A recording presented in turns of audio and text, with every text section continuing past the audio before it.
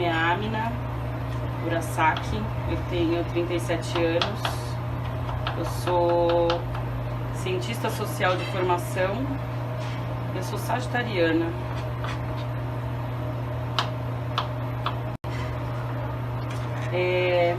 Eu sou filha de um japonês nascido em Okinawa e uma mãe super paulistana. Meu avô e minha avó paternos são também japoneses nascidos em Okinawa, que migraram na época da guerra. E a minha avó materna é uma filha de indígena com portugueses, e meu avô materno é um pernambucano descendente de holandeses e franceses. Então eu sou uma mistureba. Isso se revela aqui também.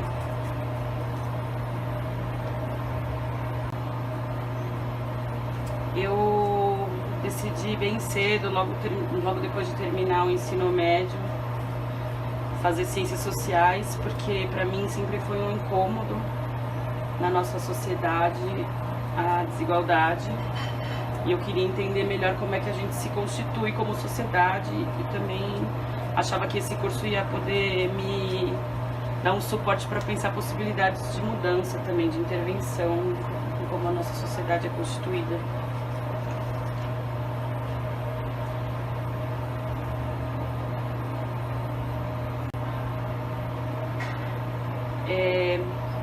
O Menor, que é esse restaurante que eu abri há 1 ano atrás, tem esse nome porque ele é realmente minúsculo. Ele foi pensado para ser um negócio local e ter uma culinária baseada naquilo que eu já cozinhava em casa, então com todas essas referências que vêm também da minha ascendência. Então aqui no Menor você vai encontrar um único prato por dia, só tem uma opção. E aí são coisas que passeiam ao meu imaginário, né? A forma como eu fui constituída também nessa cultura alimentar. Então tem muito da influência da comida oriental, mas não é um restaurante japonês. Tem muito da referência da comida nordestina, mas não é um restaurante exclusivo de comida brasileira. Ele... é isso, em casa a gente não repete prato todo dia, né? Então aqui também não. Como eu sirvo um prato só por dia, cada dia eu vou servir uma coisa. Hoje, por exemplo, eu tô fazendo um okazu, que é o jeito japonês de chamar um cozido. E eu vou fazer esse cozido com cogumelos, carne de porco, nabo, acelga, gengibre, alho, cebolinha. E aí ontem, por exemplo, eu fiz polenta com um ragu de carne. Então, a coerência ela é muito mais afetiva do que de uma linha conceitual de comida. E aí um dos pontos principais para mim aqui foi pensar como no ciclo da comida completo.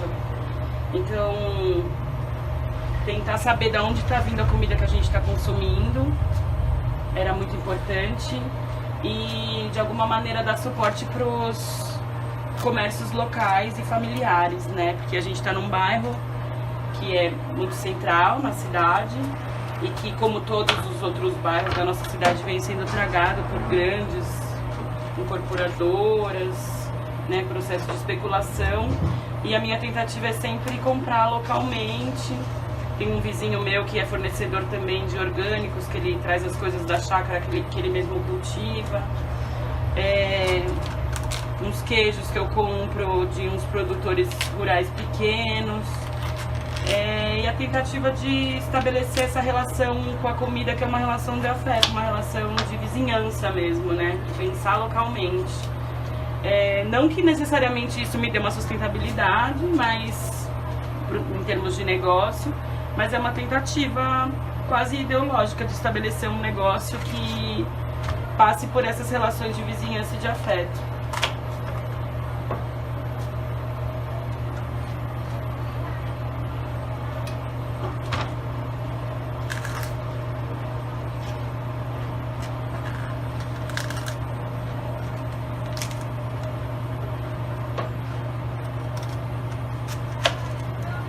Comida de casa, comida fresca.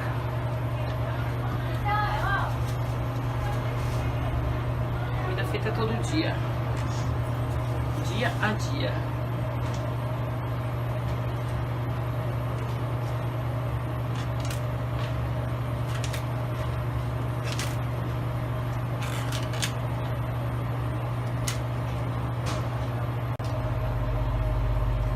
Eu venho de uma família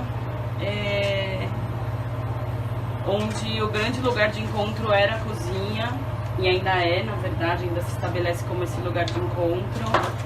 E a minha mãe e as minhas avós, essas grandes matriarcas, cozinhavam para um caramba, cozinhavam muito, e a gente sempre cozinhou. Foi uma coisa muito ligada ao feminino, né, nesse lugar aí, porque os homens gostavam muito de comer, mas não necessariamente cozinhavam.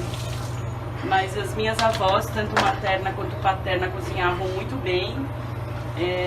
Vem daí uma grande parte do meu conhecimento de culinária oriental e também da culinária caipira, né, que minha avó materna, essa mistura de indígena com português, tem muito a ver com esse contexto caipira onde ela foi educada.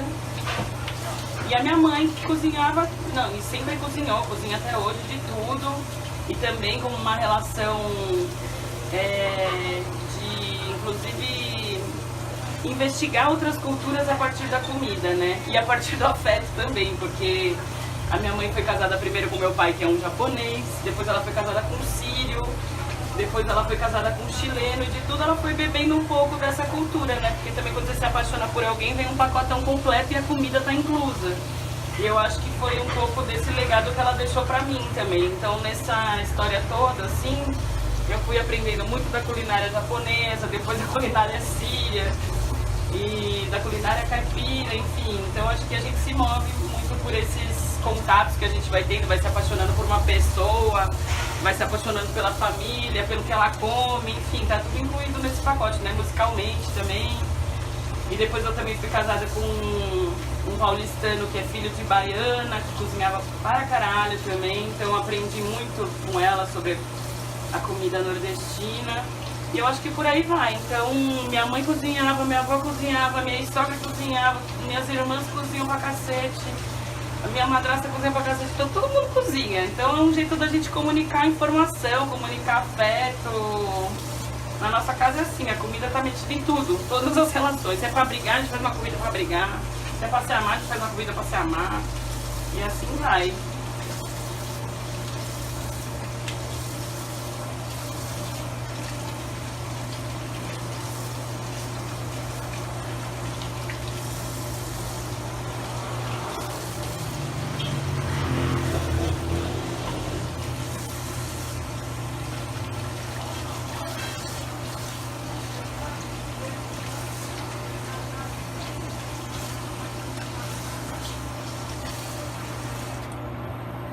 Pra cá, eu acho que eu terminei. Vou começar a manipular as coisas aqui. Eu comecei a cozinhar, na verdade, desde sempre, porque na minha casa todo mundo sempre teve que se virar pra cozinhar, não é que a coisa tava sempre prontinha, não. Minha mãe, durante um período, enquanto a gente foi criança, até rolava uma coisa de ter um cardápio da semana, tal, nananã. Mas depois que a gente começou a crescer e começou a alcançar o fogão, a gente teve que já começar a desenrolar nossa própria alimentação, que foi maravilhoso. E não só a nossa própria, mas a da família também, sabe? Então foi daí. E tem uma coisa de eu ter sido mãe muito cedo, o que também me obrigou a pensar a alimentação de uma maneira mais responsável, né? Porque quando você pensa que você está alimentando a sua cria, você para mais para pensar também naquilo que você vai ingerir. E pensando que é isso, quando você está alimentando alguém, você também está passando, né, cultura para essa pessoa e valores, enfim, eu acho que isso está tudo relacionado. Então ter sido mãe cedo também me impulsionou para essa pesquisa, e que é uma pesquisa cotidiana, né? A gente não chama assim, né, quando a gente pensa na vida de uma dona de casa, mas na real o que uma dona de casa faz é um trabalho maravilhoso, que é de pensar, poxa, como é que eu vou dar conta de fazer um rango delicioso com esses poucos reais que eu tenho, ou com esses recursos que eu abro a geladeira, bato o olho e vejo que é só aquilo que eu tenho que ter. Isso é uma puta de uma pesquisa, né? Então acho que foi bem por aí, a minha linha foi bem empírica.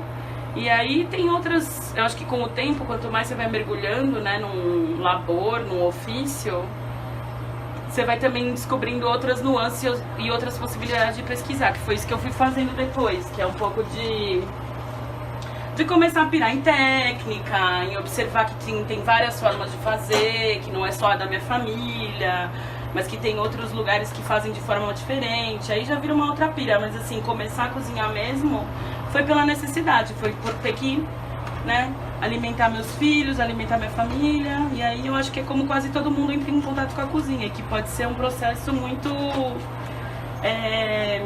técnico também, né? Que é isso, acho que as pessoas não reconhecem isso em geral, assim, numa cozinha de casa, mas uma dona de casa tem técnica pra caralho pra poder desenrolar comida todo dia com o recurso que ela tem. Então, acho que vem daí. No começo é aí, na cozinha mesmo, cozinhando.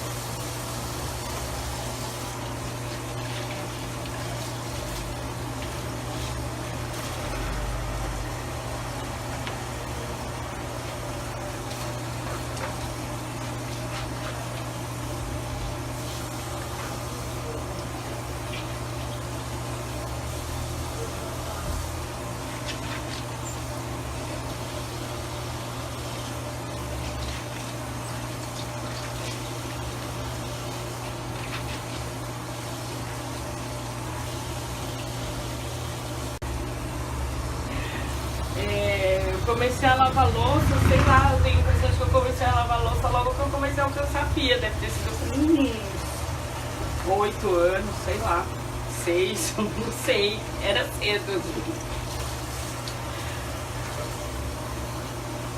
E meus filhos também, vou dar a mesma toada. Já alcançou, pode lavar.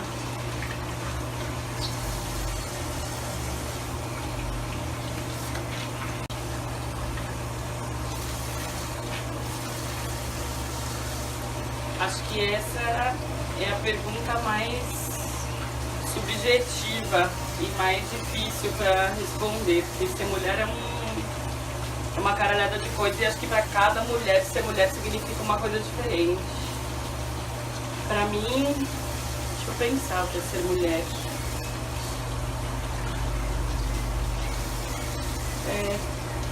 Sei, pra mim ser mulher tem a ver com esse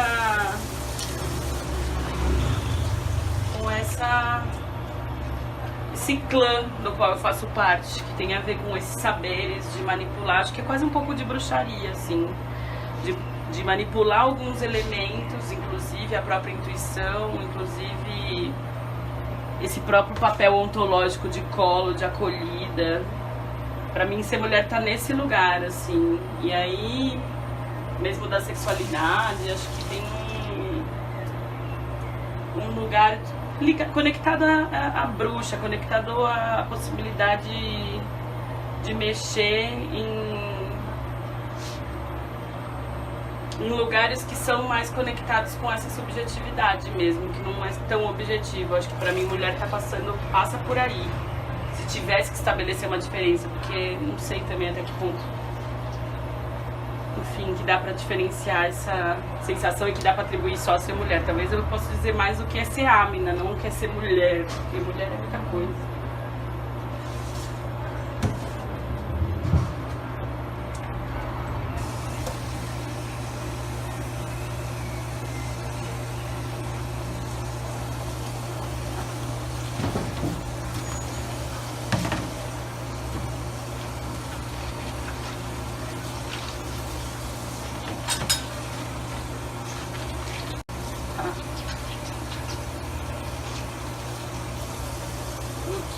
Ámina.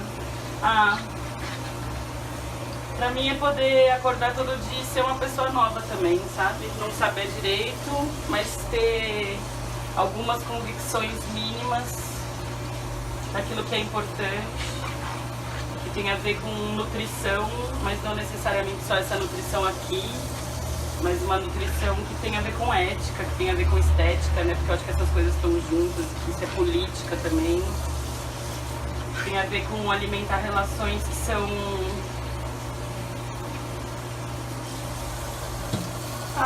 íntegras, né? De passar pela possibilidade de olhar no olho, de conversar, de trocar uma ideia. de conseguir ser próxima das pessoas que eu acredito que estão fazendo o mundo girar parecido com o que eu acredito que seja bom, alimentar e nutrir essas pessoas também, na medida do possível, alimentar relações potentes, e aí tem a ver com comida, tem a ver com amizade, tem a ver com viver a rua. Pra mim, ser Amina tem a ver com isso, tem a ver com que eu acredito que seja bom, que acho que tem a ver com igualdade, tem a ver com promoção de potência, de vibração. É isso.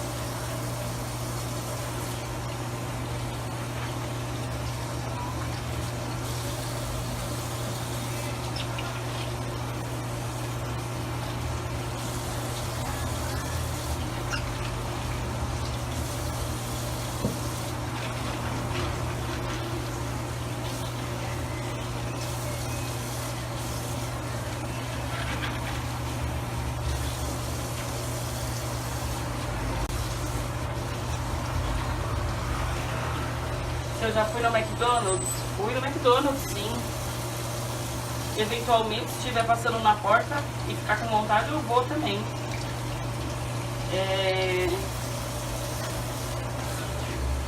Minha opinião sobre o McDonald's é a mesma opinião que eu tenho sobre a sociedade capitalista. É osso, é difícil, mas às vezes é o que está colocado mais fácil, às vezes até mais barato do que se alimentar direito.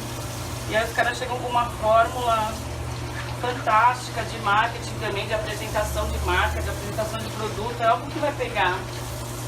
É difícil de estabelecer, né, uma resistência, mas acho que é possível também.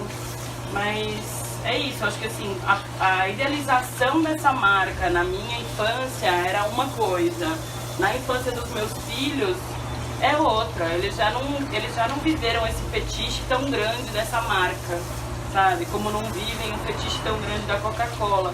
Acho que na minha infância e adolescência isso era construído de uma forma quase como se fosse um endeusamento mesmo, né? Uma reificação dessas marcas. Hoje em dia a gente já está conseguindo estabelecer algum nível de concorrência, não só do produto, mas um nível de concorrência ideológica também para falar sobre comida. Então, eu como sim, mas essa marca não é mais esse parâmetro do que é maravilhoso. Eu lembro assim, somente eu que não sou de uma família rica, uma família classe média, assim, eu lembro que várias vezes era uma noção até de orgulho, de vou levar meus filhos pro McDonald's, como se isso representasse em alguma medida uma possibilidade de acesso, de progresso, né, de prosperidade. E acho que hoje, por exemplo, para os meus filhos fica bem claro, tipo, ele não está associado a isso, essa marca não está associada mais a isso. Essa marca está associada a junk food, tipo, hoje então nós vamos comer trash, nós vamos comer lixão. Beleza, vamos, mas é isso, não tá mais aquele lugar da prosperidade, da família feliz, não, é tipo, tá, vamos comer lixo hoje.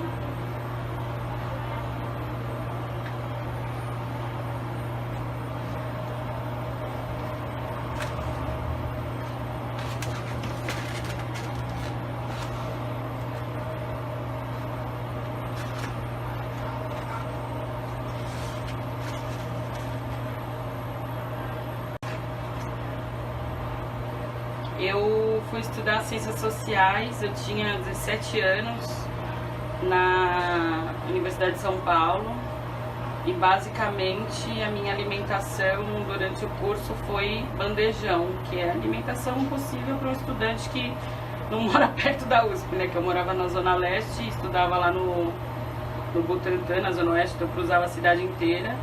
E aí a alimentação possível era o bandejão, que era uma comida popular, né, que é o que a maioria do brasileiro come: arroz, feijão, uma carne, uma verdura, uma fruta, um suco. Era uma comida nutricionalmente balanceada, às vezes era zoado, porque às vezes o preparo não tinha aquele capricho, afinal bandejão, né, tem que ter uma escala monstra assim de produção, mas me ensinou muita coisa comendo todo dia ali. Que um bom arroz e feijão pode salvar a sua refeição.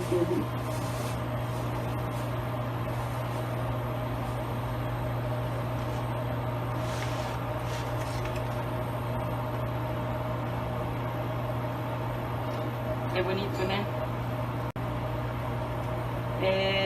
O menor veio de um desejo de abrir alguma coisa local. Eu tive durante 6 anos um bar chamado Bar B, que era um bar na República, na região central, e que tinha bastante show de jazz e música experimental, instrumental. Foi um período muito legal, e aí depois eu me cansei da noite, voltei a trabalhar na minha área, enfim, fui fazer mestrado. E aí, depois de um tempo trabalhando na minha área, eu voltei a desejar abrir um negócio, só que eu já não, né, já um pouco traumatizada dessa experiência da noite, porque a noite ela é exigente pro corpo também, exigente pra cabeça, ainda mais pra quem gosta da noite, né, que é o meu caso, que eu curto. Então, assim, desejando abrir alguma coisa mais diurna, mais conectada com as coisas que eu já estava mais me dedicando a cultivar, que é essa coisa da comida. E aí eu frequentava essa mesma portinha aqui, só que ela era uma portinha da Dona Zilá, que era a antiga proprietária daqui, e ela servia um PF, e durante a tarde ela servia um pão com carne louca, e eu vira e mexe, vinha aqui, descia, que eu moro aqui na rua mesmo, descia pra comer o pão com carne louca da Dona Zilá. E amarradona do jeito que ela fazia as coisas, sabe? Porque às vezes acabava, não tinha. E eu achava muito lindo isso, de não ter essa regularidade daquilo, o compromisso com o consumidor, nananã. Não, era uma relação mesmo, oi filha, hoje eu não fiz a carne, amanhã vai ter não sei o quê. Então, super encantada com o jeito dela fazer e com o jeito dela se relacionar. E aí um dia eu tomando café aqui, tava um pouco cansada, eu tava com 2 trampos, estava dando aula numa faculdade zoada, que não acreditava no trabalho que estava sendo realizado ali. E num outro projeto que eu estava super feliz, que foi um trabalho, era um programa de redução de danos da gestão Haddad. Estou muito feliz mesmo, que tinha a ver também com a vida nesse bairro aqui, que é a Cracolândia. E um pouco cansada, né, desse turno duplo e tal, não sei o que, trocando ideia com a Dona Zilá. A Dona Zilá falou, filha, você tem vontade de abrir um negocinho de novo? E aí eu falei, putz, não é que eu tenho? Só que eu queria abrir assim, pequenininho e tal, fazer comida. Aí ela falou, compra aqui então que eu vou vender. Do nada, assim.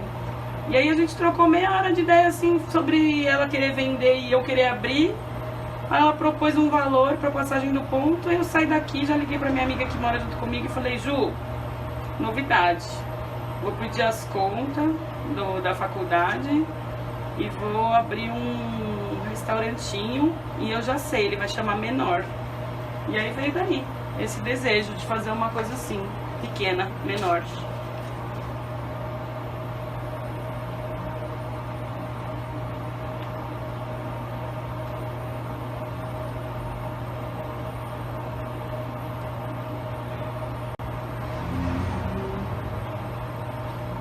O Bar B foi um sonho também, que acho que tudo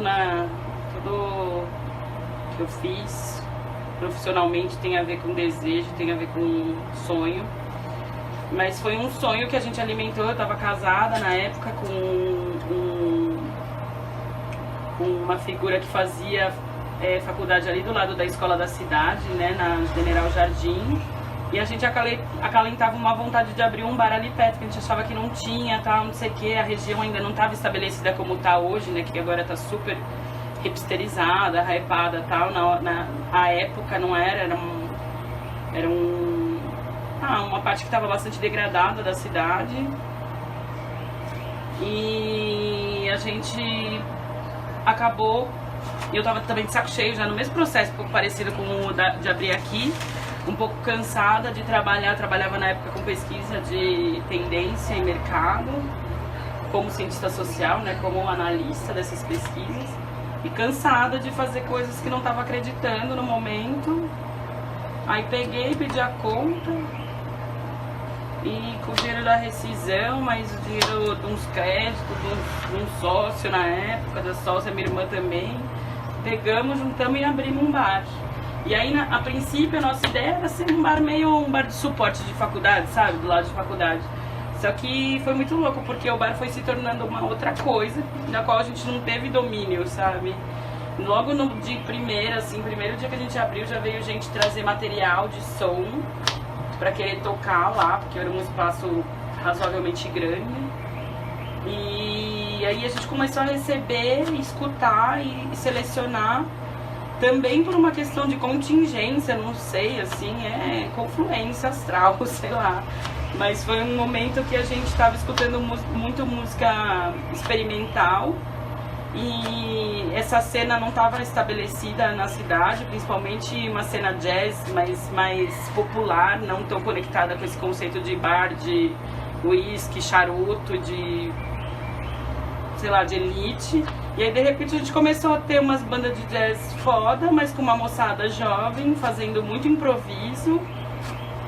E que a gente conseguiu, junto com outros bares que na época também estavam fazendo um pouco essa cena rolar, a possibilidade de um jazz maloqueiro, que a gente fala, né? Então, de uma galera que estava a fim de investigar essa sonoridade, mas não de se conformar com esse padrão que é uma maluquice de jazz branco, que parece que no Brasil virou essa ideia, assim, né? Tipo, o jazz não é isso.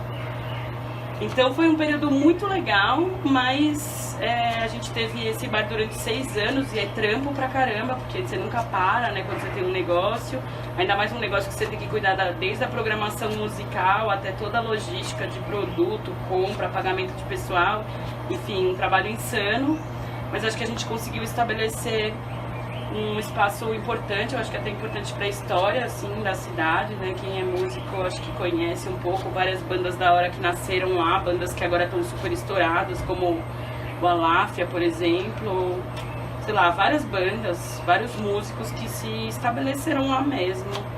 Então a história foi importante, mas também foi importante parar, assim, porque também começou a me dar desejo de estudar, não desgastar tanto o corpinho, porque na noite também o negócio chama, né? Se você já gosta de beber, se você gosta de ficar acordado de madrugada, você já tá, quando você vê, você vai ficando. Então foi bom também ter dado esse tempo aí pra mim, pro meu corpo, pra minha família, enfim. Foi bom enquanto durou.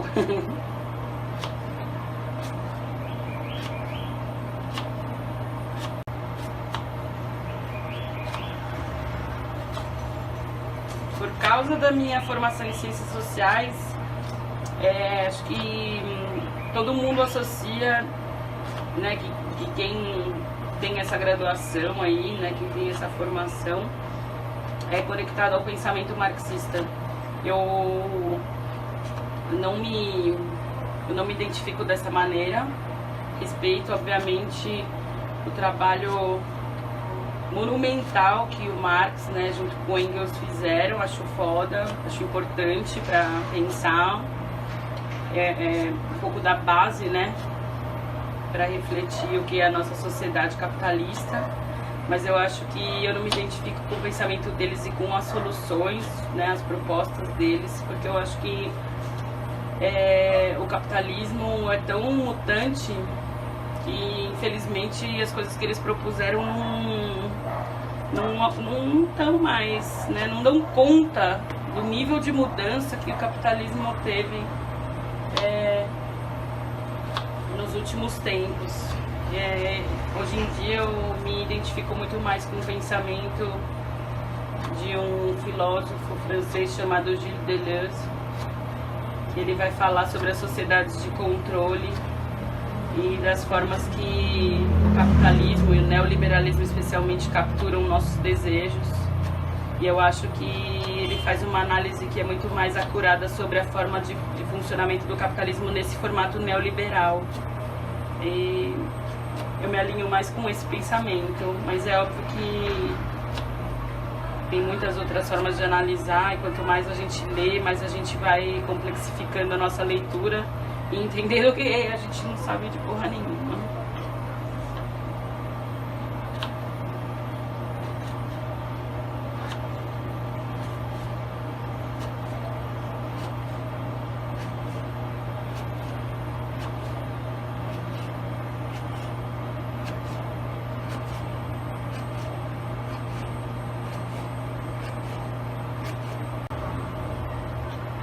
ensinou a ler deve ter sido minha mãe. Eu fui muito precocemente para a escola também, então deve ter sido minha mãe e uma professora, né? Mas é esse papel aí, fundamental das mulheres na educação das crianças, né, no nosso país. É por aí. Mamacita, grazie, mille.